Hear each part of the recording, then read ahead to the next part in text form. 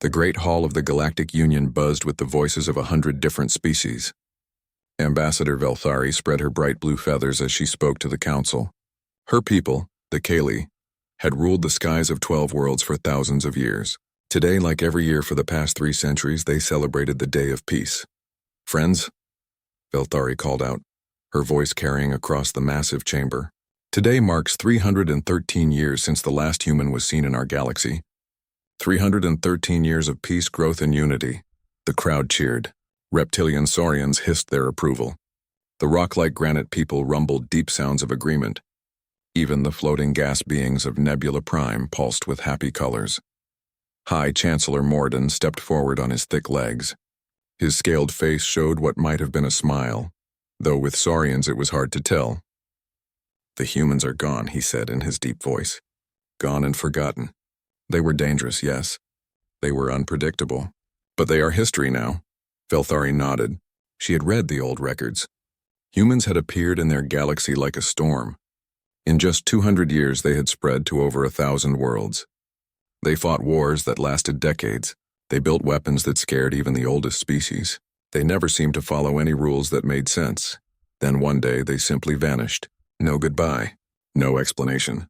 Their worlds went silent. Their ships disappeared. For years, the Union had expected them to return.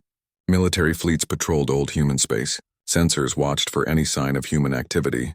But nothing came. Year after year, the galaxy grew quieter. The constant worry about what humans might do next slowly faded. Species that had hidden from human expansion began to explore again. Trade routes reopened. Wars became smaller, more civilized affairs. "They probably destroyed themselves," said Commander Kethvar, a tall being whose people looked like walking metal trees. Humans were always too aggressive, too willing to fight. Such species never last long. Many in the council agreed. It made sense. Humans had been violent and unpredictable. Maybe they had finally turned that violence on themselves. But some of the older species remembered things differently. They remembered human ships that moved faster than should be possible. They remembered human soldiers who seemed to know what you were thinking before you thought it. They remembered human diplomats who could speak your language better than you could, even though they had just learned it. Elder Zix Thara was one of those who remembered. Her people, the observers, lived for thousands of years. She had been young when humans first appeared. She had watched their rapid spread across the galaxy with growing concern. "You celebrate too soon," she whispered to those sitting near her. But her voice was old and quiet, and few heard her words. The celebration continued late into the night. Representatives from across the galaxy shared food, stories, and dreams of the future. They spoke of new colonies to build, new trade agreements to sign, new species to welcome into the Union. Far from the celebration, on the edge of known space, Patrol Ship Wanderer moved slowly through the darkness between stars. Captain Brixtal, a young Kali officer, was bored. Nothing ever happened out here. This was punishment duty, given to officers who had made small mistakes or annoyed their superiors. "Sensor contact," called Ensign Mordock from his station. The large furry being frowned at his displays. "Something strange. Energy signature doesn't match any known ship type." Brixtal flew over to look at the readings. Her feathers shifted from blue to worried yellow. "Are you sure the sensors are working right?" "I checked twice. There's definitely something out there. It's big, really big." The captain stared at the readings. According to the sensors, there was a ship larger than anything in the Union fleet, but it wasn't moving like a ship should move. It seemed to flicker in and out of existence. Sometimes the sensors showed it clearly, sometimes they showed nothing at all. "Send a message to Union Command," Brixtal ordered. "Tell them we found something unusual." "Yes, Captain." "Should I try to contact the unknown ship?" Brixtal thought about it.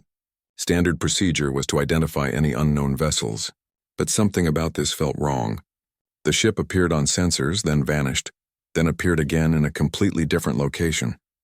That wasn't possible with any technology she knew about. Open a channel, she decided. The communication system crackled to life. "Unknown vessel? This is Captain Brixtal of the Union Patrol Ship Wanderer. Please identify yourself and state your purpose in Union space." For a long moment, there was only silence. Then a voice came through the speakers. It was a strange voice, speaking the common galactic language perfectly but with an accent nobody had heard for centuries. "Captain Brixtal, the voice said calmly. "This is Commander J1 of the Terran Fleet.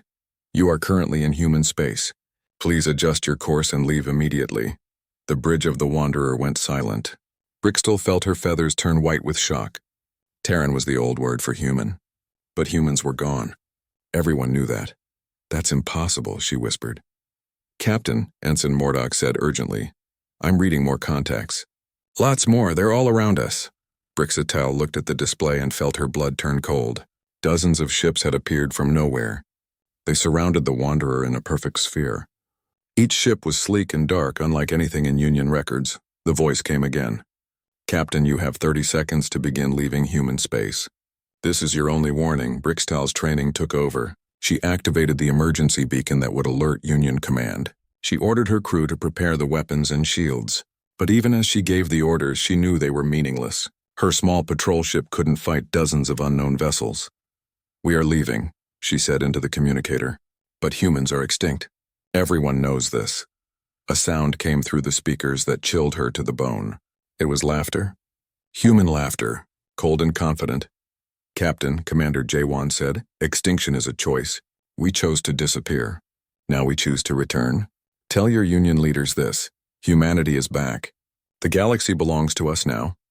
The unknown ships vanished as suddenly as they had appeared. The Wanderer was alone again in the empty space between stars. But everything had changed.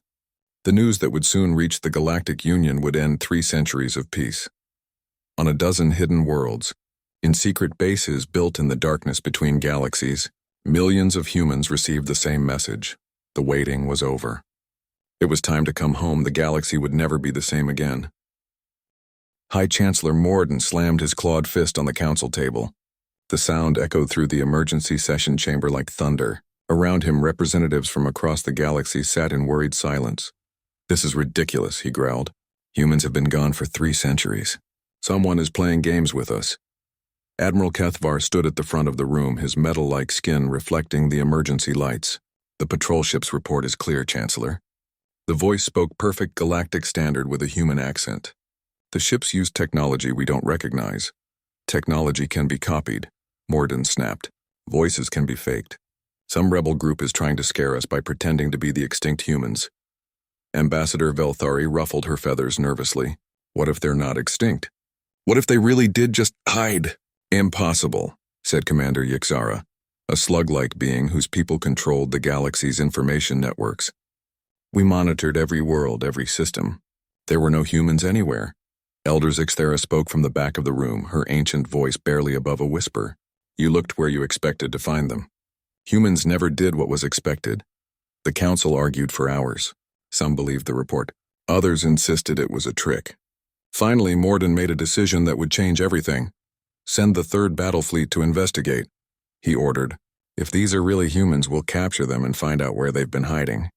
If it's rebels pretending to be humans, we'll deal with them too."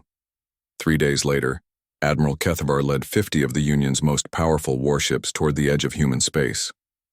His flagship, the Eternal Victory, was the largest ship in the fleet. Its weapons could destroy a moon. Its shields could stop any known weapon. "Admiral," called his sensor officer, "I'm detecting multiple contacts ahead. They match the description from the patrol ship." Kethvar studied the display. 5 ships waited for them in the empty space between stars. Each ship was smaller than his flagship, but they moved in ways that made no sense. They seemed to flicker in and out of existence, appearing in one place, then instantly appearing somewhere else. "All ships, battle formation," Kethvar ordered. "Raise shields and prepare weapons." The human ships did not move to attack positions. They simply waited, hanging in space like patient predators. "Unknown vessels," Kethvar broadcast. "You are surrounded. Surrender immediately and prepare to be boarded." The reply came from a different voice than before. This one belonged to a woman speaking with the same strange accent. "Admiral Kethvar, this is Captain Hai Jin of the human vessel Silent Runner. You have entered human space without permission. Leave now or face the consequences." "Humans are extinct," Kethvar said firmly. "You will surrender or we will open fire." "Admiral?" The woman's voice came back, sounding almost sad. "You really don't understand what you're facing, do you?" Kethvar had heard enough. "All ships open fire." 50 Union warships unleashed their weapons at once. Energy beams that could melt asteroids. missiles that moved faster than light, gravity bombs that could crush a battleship. The space around the human vessels lit up like a star. When the light faded, the human ships were still there, completely undamaged. Impossible, whispered Kethvar's weapons officer. Direct hits. Maximum power. They should be destroyed. Admiral, Captain Hyjin's voice came again. Your weapons are very impressive. For 300 years ago. Would you like to see what we learned while we were away? One of the human ships simply vanished. A second later, it appeared inside the Union formation, right next to Kethvar's flagship. Alarms screamed as the impossible happened. The human ship had somehow moved through the Eternal Victory's shields without touching them. Shield breach, shouted the security officer. Something's cutting through the hull. On the bridge's main screen, they could see a human figure in a strange suit floating toward their ship. The figure moved through space without any visible propulsion, completely ignoring the laws of physics that governed everyone else. Security teams to airlocks, Kethavar ordered. But before his crew could respond, the human was somehow inside the ship. The sealed airlocks had not opened. The hull showed no damage. The human had simply passed through solid matter as if it wasn't there. Commander Jae-won removed his helmet as he walked onto the bridge. He looked exactly like the old records described humans. 2 arms, 2 legs, short fur only on top of his head. But his eyes held something that made even the veteran admiral step backwards. Admiral Kethvar, Jae-won said politely, I'm here to discuss your surrender. Surrender. Kethvar's pride flared. You're one human against 50 warships. Jae-won smiled, and somehow that smile was more frightening than any weapon. Am I? The lights on the bridge flickered and went out. When they came back on, more humans stood on the bridge. They had appeared from nowhere, silent as ghosts. Each one moved with a confidence that spoke of absolute control. Your shields are down, said a human woman who must be Hee-jin. Your weapons are disabled. Your engines are offline. Your communication systems are under our control. Kethvar looked at his control panels. Every system showed the same message. Access denied. How? He whispered. We had 300 years to think about it, Jae-won said. 300 years to study every Union ship design, every weapon system, every defensive measure. We know your technology better than you do. Another human, a man with calm eyes, stepped forward. Admiral, my name is Dongmin. I want you to understand something important. We didn't come here to destroy you. We came here to reclaim what was always ours. The galaxy belongs to the Union now, Kethvar said, trying to sound brave. Does it? Dongmin asked.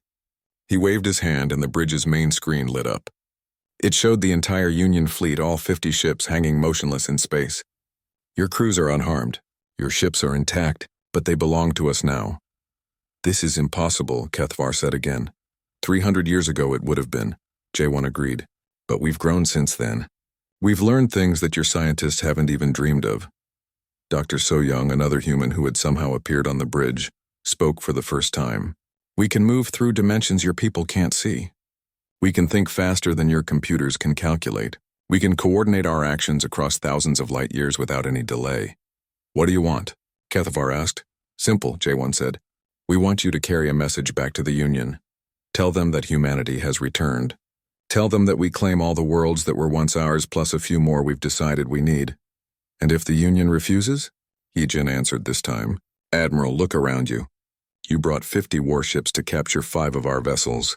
Your entire fleet is now under our control and we didn't fire a single shot. Do you really think the Union can refuse? The humans began to fade away, becoming transparent like ghosts. Within seconds, only Jae-won remained. You have 7 days, he said. 7 days for all Union forces to evacuate the systems we're claiming. After that, we'll come and remove them ourselves. What systems? Kethvar demanded. Jae-won smiled again. All of them, Admiral. Every system that was ever human and every system between human space and Union space. We're giving your people time to leave peacefully. I suggest you don't waste it. With that, he vanished completely. Power returned to the Union ships. Their crews found themselves in control again. But when they tried to scan for the human vessels, they found nothing. The 5 ships had disappeared as completely as if they had never existed. Admiral Kethvar sat in his command chair, staring at the empty space where the human ships had been. In his long military career, he had fought space pirates, rebel fleets, and ancient war machines. He had never been defeated so completely without a single shot being fired. The message he carried back to the Union would change everything. Humanity had returned, and they were no longer the species the galaxy remembered. They had become something far more dangerous, something that could walk through walls, disable entire fleets with a thought, and move through space like they owned it. Because, Kethavar realized with growing dread, they did own it. They had always owned it. The Union had just been borrowing it while the real owners were away. The Union's response was swift and overwhelming. Within days of Admiral Kethavar's return, every species in the galaxy received the same message: prepare for war. This was not a time for politics or careful planning. Humanity had returned, and they threatened everything the Union had built. High Chancellor Morden stood before the largest military gathering in galactic history. Representatives from over 300 species filled the massive war room. Ships that had been enemies for centuries now flew side by side. Ancient weapons stored away for thousands of years were brought back into service. "We will not surrender our galaxy to ghosts from the past," Morden declared. His scaled face showed determination that impressed even his enemies. "Every ship, every weapon, every soldier we have will be used to stop this human threat."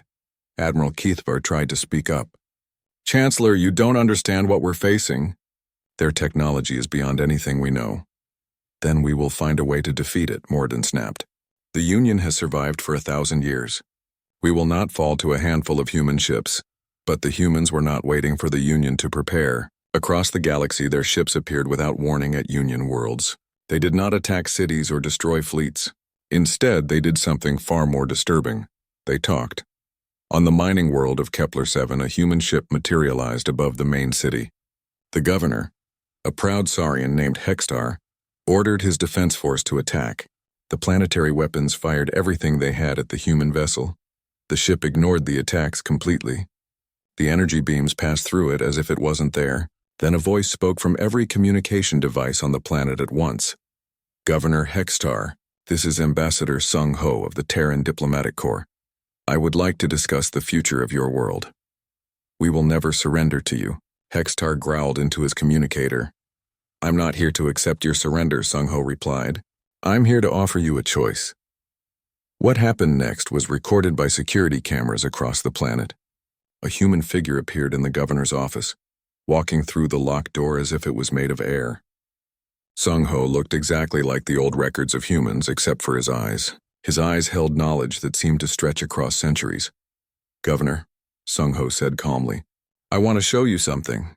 The human touched the air, and suddenly the office walls became transparent, but instead of showing the city outside, they showed images of Kepler-7's past. The planet's history played out like a movie.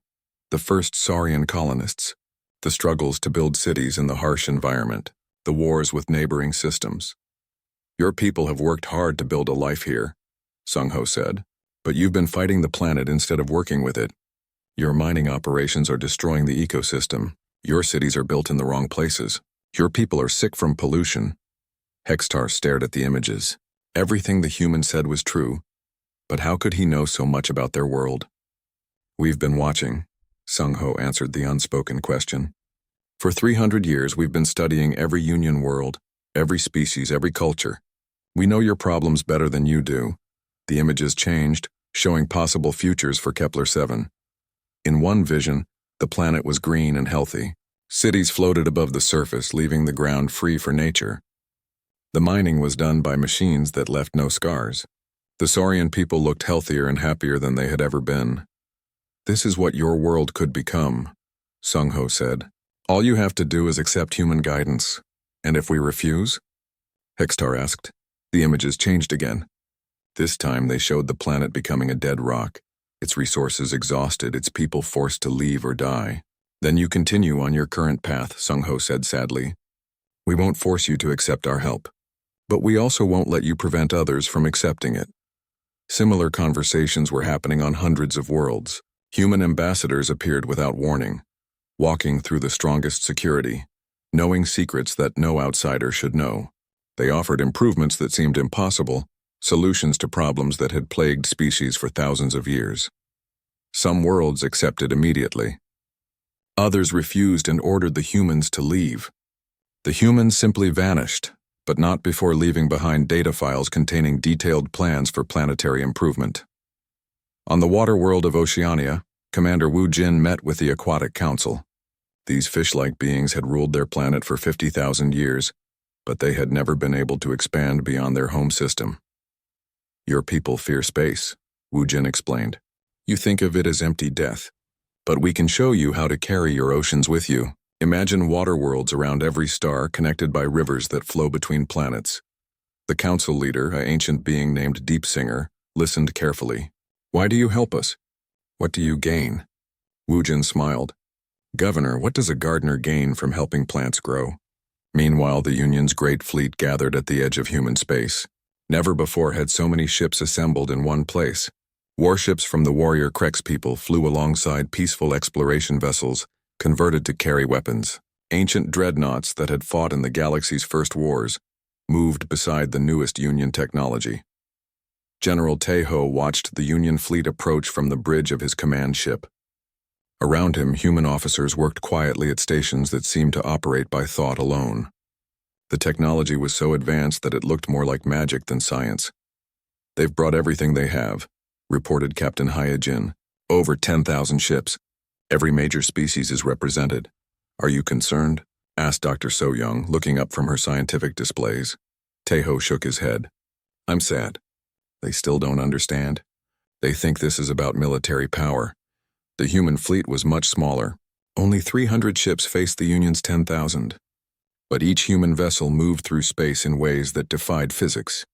They flickered in and out of dimensions, appeared in multiple places at once, and seemed to know what the Union fleet would do before the Union commanders decided to do it. Admiral Kethvar led the Union attack personally. He had insisted on commanding the assault, despite his earlier defeat. He needed to prove that the Union could fight back. All ships attack formation, he ordered. Target the human command vessel. The Union fleet opened fire. 10,000 ships unleashed everything they had. The space between the fleets became a storm of energy and destruction. Weapons that could crack planets, missiles that moved faster than thought, gravity bombs that twisted space itself. The human ships simply stepped sideways out of reality. The massive attack passed through empty space where they had been standing. When the light faded, the human fleet remained undamaged. Our turn, General Tejo said quietly. The human ships didn't fire weapons. Instead, they sang. The sound came through space itself, impossible but undeniable. It was a harmony of frequencies that touched something deep in the minds of every Union crew member. But it wasn't hostile. It was beautiful. As the song continued, Union ships began to slow down. Not because their engines failed, but because their crews stopped wanting to fight. The music made them remember why they had joined the military in the first place, to protect their people, to explore the unknown, to build something better. One by one, Union ships stopped firing. Their crews looked at each other and wondered why they were trying to destroy beings who offered to help them. The song carried images with it, visions of the galaxy working together, of species helping each other reach their full potential, of peace that came not from surrender but from understanding. Admiral Kethvar tried to keep fighting. He ordered his crew to continue the attack. But they wouldn't obey. They couldn't. The human song had shown them a better way. Within an hour, the entire Union fleet hung motionless in space. No ships had been destroyed. No lives had been lost. But the war was over. Commander Jaewon's voice reached every ship at once. Admirals and captains of the Union fleet, you fought bravely for what you believed was right. Now we offer you the chance to fight for something greater. Help us prepare the galaxy for what's coming. What's coming? Admiral Kethvar asked, his anger finally replaced by curiosity. Something that makes our differences seem very small, Jaewon replied. Something that will require every species, every world, every individual working together. The time for separate nations is over. It's time for the galaxy to grow up. The great fleet that had come to destroy humanity instead became the foundation of something new. Species that had been enemies for millennia found themselves working side by side. The Union didn't fall. It transformed into something larger and stronger. But in the depths of space, beyond the edge of the galaxy, something vast and hungry noticed the change. The time of hiding was almost over. Soon it would be time to feed. 6 months after the Great Fleet battle that ended without bloodshed, the galaxy looked completely different. On thousands of worlds, human administrators worked alongside local leaders to rebuild entire civilizations. The changes were happening so fast that many species struggled to understand what their worlds were becoming. Director Min-ho stood on the observation deck of New Terra Station, watching construction ships reshape the asteroid field below. The humans had built their new capital in empty space, far from any existing world. They said it was neutral ground where all species could meet as equals. The Granite people have agreed to join the integration project, reported Captain Yoonji as she entered the observation deck. That makes 237 species committed to the new framework. Min-ho nodded, but his expression remained serious. And how many are resisting? 43 species have refused all contact. 16 have actively opposed our presence on their worlds. The Krex warrior clans are building fortified positions in the outer rim. Let them, Min-ho said quietly. We're not here to force anyone. But we can't let fear stop progress either. On the planet Xerion Prime, Elder Zixathera sat in her study, reading reports that would have been impossible just months ago. Her people, the observers, had always prided themselves on understanding the galaxy's hidden patterns. But the humans were showing her patterns she had never imagined. The reports came from worlds across the galaxy. On the desert planet Eridus, human engineers had taught the lizard-like scalers how to build cities that actually improved the harsh environment. Plants now grew in areas that had been empty wasteland for thousands of years. On the ice world Glacialis, humans had shown the fur-covered Arctans how to harness geothermal energy without destroying their planet's delicate ecosystem. For the first time in their history, the Arctans had unlimited clean power. But the most amazing changes were happening to the species themselves. Humans weren't just fixing planets.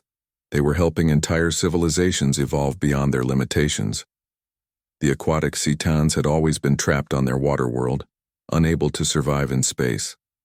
Human biotechnology had created suits that let them carry their ocean environment anywhere. Now Cetan explorers were swimming through the rings of gas giants, discovering things no land-based species could find. The silicon-based crystalline collective had been slowly dying as their home star aged. Human physicists had taught them how to absorb energy directly from cosmic radiation. They were no longer bound to any single star system. It's remarkable, Zixthera murmured to herself. They're not conquering us. They're liberating us from our own limitations. But not everyone saw it that way. Commander Grixnall of the Krex warrior clans paced angrily through his fortress ship. His people had built their entire culture around conflict and struggle. The idea of accepting help from anyone, especially humans, went against everything they believed. They're making our people soft, he growled to his officers. Warriors who take gifts from enemies become weak. We must resist this corruption. His lieutenant, a scarred veteran named Bractor, looked uncomfortable. Commander, the reports from Integrated World show massive improvements in living conditions. Disease is almost gone. Starvation has ended. Even their warriors are stronger and healthier. Lies. Grixnall slammed his fist on the table. Human propaganda. They want us to become dependent on them like pets. But even as he spoke, Grixnall knew that some of his own people were beginning to doubt. Young Krex warriors had seen videos from Integrated Worlds. They had heard stories of Krex clans that had accepted human guidance and achieved victories they had never dreamed possible. The tension, finally, exploded when a group of young Krex approached the human outpost at the edge of their territory. They didn't come to fight. They came to ask questions. Captain Yoonji met them at the border. She wore no armor and carried no weapons, which confused the Krex warriors. In their culture, only the strongest could afford to appear defenseless. I am Jektar, said the leader of the group, a young warrior whose scales showed the bright colors of combat readiness. I speak for those who question the old ways. What do you want to know?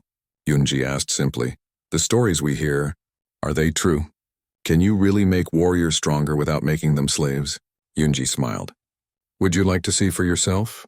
She led them to a training facility where Krex warriors from integrated clans were practicing. But these weren't the brutal death matches that traditional Krex training involved. These warriors moved with impossible grace and speed. They fought with techniques that combined ancient Krex combat forms with new knowledge of physics and biology. Watch, Yoonji said, pointing to a sparring match between two warriors. The Krex moved so fast they became blurs. Their strikes carried power that would have shattered stone, but they controlled that power with perfect precision. They fought for hours without becoming tired. They anticipated each other's moves with timing that seemed supernatural. How? Whispered Jektar. We helped them understand their own bodies better. Yunji explained. Krek's physiology is incredibly advanced, but your people never learned to use its full potential. We showed them how to access genetic capabilities that were always there, just dormant. And the price? No price. Only partnership. These warriors are still Kreks. They still follow your honor codes and traditions. They're just more than they were before. News of the demonstration spread quickly through Krek space. Commander Grixnall tried to suppress the information, but it was too late. His own warriors were demanding the right to choose for themselves. The crisis came when Grixnall's own son, Kargrim, publicly challenged his father's resistance to human contact. You teach us that strength comes from overcoming challenges, the young warrior declared. The humans offer us the greatest challenge of all, the chance to become more than we are. How is refusing that challenge anything but cowardice? The confrontation split the Krex clans. Some followed Grixnall into deeper isolation. Others chose to explore what humanity offered. But even among those who resisted, doubts were growing. Similar struggles were happening across the galaxy. The zealot purity cults preached that accepting human help would destroy their racial identity. The Traditionalist Alliance insisted that the old ways were best. The Fear of Change Coalition spread warnings about human mind control and cultural destruction, but the results spoke for themselves. Integrated worlds showed improvements that couldn't be faked or hidden. Disease rates dropped to almost zero. Crime became rare as people found better ways to solve their problems. Wars between neighboring systems ended as species learned to see beyond their old prejudices. President Nari addressed the growing resistance during a broadcast that reached every world in the galaxy. She spoke from New Terra Station, with representatives from dozens of species standing behind her. We understand your fears, she said, her voice carrying the calm authority that had made her one of humanity's most trusted leaders. Change is always frightening, but we're not asking you to stop being who you are. We're asking you to become the best version of who you could be. She gestured to the beings around her. Look at our partners. The Satans still swim in their beloved oceans. They just swim between the stars now, too. The granite people still build their stone cities. They just build them in ways that last forever. The Krek still prize strength and honor. They just understand what true strength really means. We're not here to replace your cultures, Nari continued. We're here to help them grow. Every species in this galaxy has gifts that no other species possesses. Our goal is to help everyone reach their full potential so that together, we can face what's coming. The broadcast ended with a question that echoed across the galaxy. What's coming? That night, for the first time, humans began to share the real reason for their return. On selected worlds in carefully chosen locations, they revealed the detection stations they had been building. Massive arrays of sensors pointed outward, beyond the galactic rim, watching the emptiness between galaxies. Dr. So-Young stood before a gathering of the galaxy's greatest scientists. The beings around her represented hundreds of different species, all united by curiosity and the desire to understand. 350 years ago, she began, our deep space monitors detected something moving in the void between galaxies. Something vast, something that doesn't follow the physical laws we understand. The display behind her lit up with images that chilled the blood of every being present. Dark shapes moved through emptiness, each one larger than entire star systems. They consumed light itself, leaving trails of absolute nothingness behind them. We call them the Devourers. So-Young continued. They don't just destroy matter and energy. They destroy possibility itself. Everywhere they pass, nothing can ever exist again. How long do we have? Asked a crystalline scientist, her translucent form flickering with worried colors. They'll reach the outer edge of our galaxy in 18 months, So-Young replied. When they do, nothing we've built, no weapons, no shields, no hiding places, will matter unless we're ready. Ready how? Called out a granite engineer. By becoming something greater than the sum of our parts, So-Young said. By working together so closely that we function as a single organism. By evolving beyond our individual.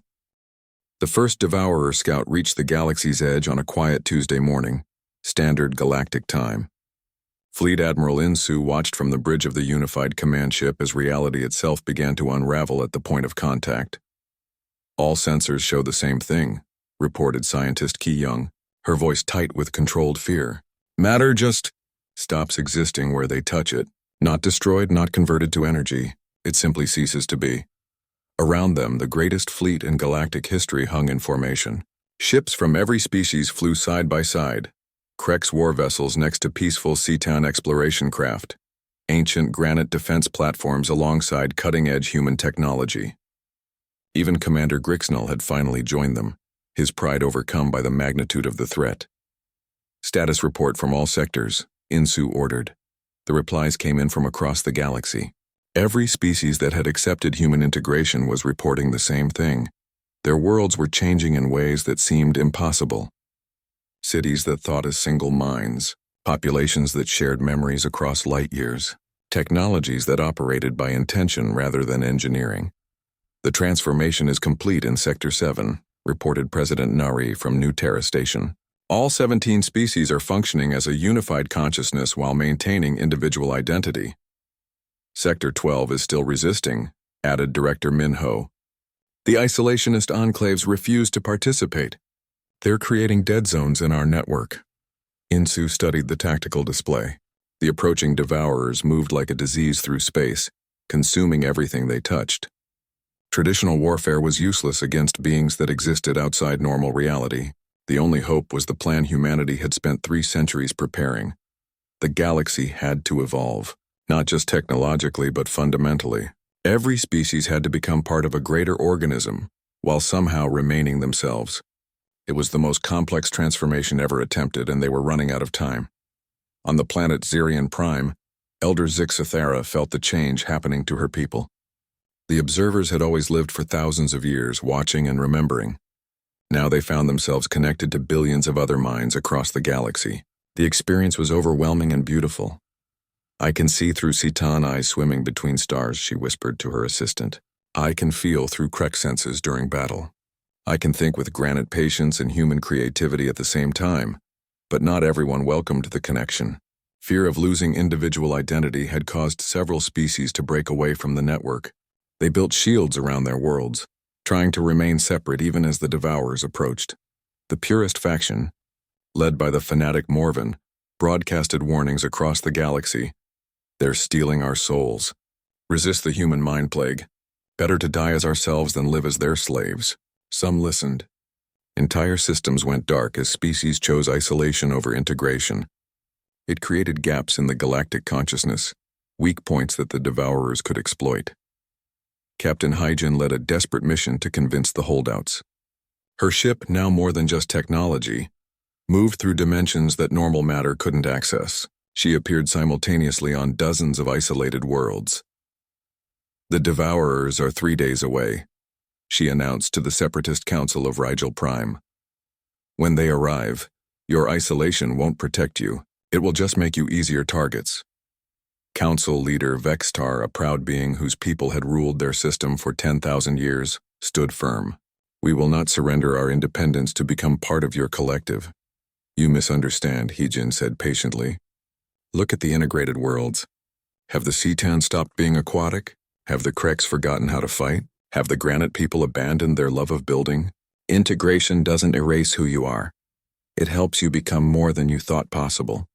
She gestured, and the air around them filled with images of the connected galaxy. Beings of every species working together while remaining distinctly themselves. Krex warriors who shared strength with Seatan explorers. Granite builders whose structures sang with crystalline harmonics. Humans whose ancient creativity was enhanced by alien perspectives. This is not conquest, Hyjin continued. This is evolution. Together we become something that can survive what's coming. Alone we all die. Vextar wavered, but fear won over logic. No, we will defend ourselves. As Hyjin's ship departed, she left behind a small beacon. When you change your mind, she said, activate this. The connection will be waiting. The first major engagement with the Devourers began at the edge of the spiral arm. Commander Jaewon led the advance fleet. But this wasn't like any battle in galactic history. The enemy couldn't be fought with weapons or strategy in any traditional sense. The Devourers existed partially outside normal spacetime. They consumed not just matter and energy, but the very possibility of existence. Where they passed, even the laws of physics stopped working. All ships implement Protocol Omega, J1 ordered. The unified fleet began to change. Ships that had been separate entities started connecting. Not physically, but conceptually. They became neurons in a vast brain that spanned light years. The consciousness of every crew member joined the network, adding their unique perspectives to the whole. For the first time in galactic history, an entire fleet thought with one mind while retaining millions of individual viewpoints. The battle wasn't fought with weapons. It was fought with ideas. The Devourers attacked by making things stop existing. The unified fleet responded by making existence stronger. Reality itself became a weapon as billions of minds working together refused to let the universe unravel. Where the Devourers brought nothingness, the fleet brought complexity. Where they spread entropy, the combined consciousness created new patterns of order. The struggle took place on levels of reality that normal beings couldn't perceive. General Tejo coordinated ground operations on worlds near the battle zone. But his troops weren't soldiers in any traditional sense. They were gardeners of reality, tending to the fabric of spacetime itself. Sectors 12 through 18 are holding, he reported. The local population is maintaining structural integrity against entropy attack. But we're losing ground in the outer regions. The disconnected worlds are falling, confirmed Dr. So Young from her science station. The separatist enclaves can't resist alone. Each loss weakens the entire network. As if summoned by their need, new signals appeared on the tactical display. The isolation beacon on Rigel Prime was activating. So were dozens of others. Fear of the Devourers was finally overcoming fear of integration. They're ready to connect, announced Captain Yunji with relief in her voice. The holdout systems are opening their barriers. The galactic consciousness expanded rapidly as world after world joined the network. With each new connection, the unified defense grew stronger. Species that had been enemies for millennia found themselves sharing thoughts and memories, discovering that their differences made them stronger together. Even Commander Grixnell, the former opponent of human integration, found himself coordinating with beings he had once considered inferior. Strange, he admitted to his aide. I can think like a Cetan and still honor, like a Krex. I am more myself than I have ever been. The turning point came when Elder Zix Thara made a discovery that changed everything. The Devourers aren't evil, she announced to the network. They're gardeners too, but they garden on a cosmic scale. They clear away old galaxies to make room for new ones. They're part of the universe's natural cycle. Then why fight them? Asked a voice from the network. Impossible to tell which species it came from, as the boundaries had become fluid. Because, answered the collective voice of humanity. Speaking through Nari, it's not our time to be cleared away. We're just beginning to become what we could be. The universe needs what we're growing into. The final battle was unlike anything imagined in the wildest science fiction. It wasn't fought in space, but in the realm of pure concept. The unified galactic consciousness faced the Devourers not as an enemy to be destroyed, but as a force of nature to be convinced. Through the network flowed the accumulated dreams and achievements of thousands of species.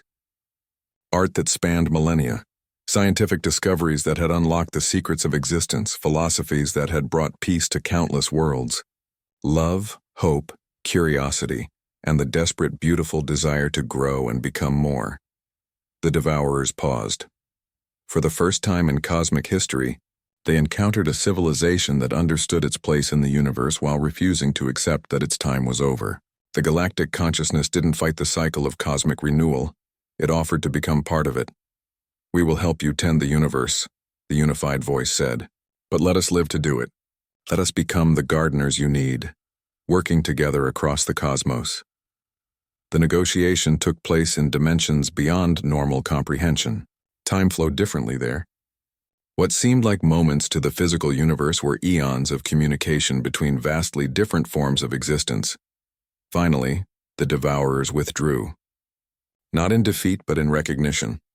The galaxy had proven itself worthy of survival by becoming something new, a single organism made of billions of individuals, each contributing their unique gifts to the whole. As the threat receded, the various species began to understand what they had become. They were